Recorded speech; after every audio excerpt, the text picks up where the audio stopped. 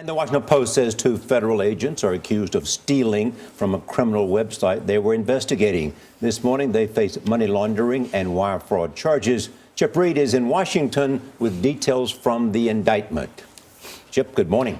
Well, good morning. In 2012 and 2013, 2 federal agents were investigating the Silk Road website where users could buy and sell illegal drugs using the web-based currency known as Bitcoins. But federal prosecutors now say those 2 agents were actually benefiting from the very site they were trying to bring down, information that is threatening to undermine one of the Department of Justice's most important cases.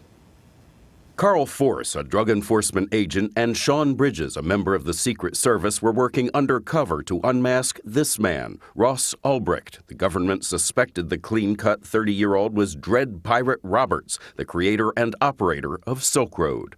Force and Bridges used fake identities to communicate with Ulbricht. That, federal prosecutors say, was just the start of their deception. It's truly more complicated than any spy thriller I can think of. Andy Greenberg, a senior writer for Wired, has been following the Silk Road case. The simplest way to say this is that Carl Force was doubly undercover. During his undercover investigation, Agent Force, a 15-year veteran of the DEA, allegedly created several online personas, including French Maid. In disguise, he allegedly sold Silk Road's founder, Ulbricht, information about the government's investigation, offered to kill a Silk Road employee, and then blackmailed Ulbricht. He believed that he was kind of as immune from law enforcement as the person he was tracking. His payment was in Bitcoin, which can be traded and exchanged anonymously, or so they thought. If he was using his DEA computer to do these things, that's probably not very smart. In a series of complex transactions tracked by the government, both agents allegedly moved Bitcoin into their personal accounts.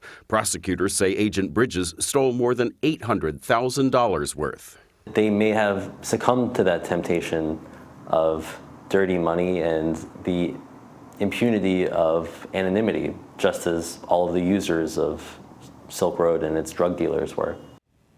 Ulbricht has already been convicted of running Silk Road and is awaiting sentencing, but his lawyer told us these new charges against the federal agents who are investigating Silk Road are, quote, strong grounds for appeal.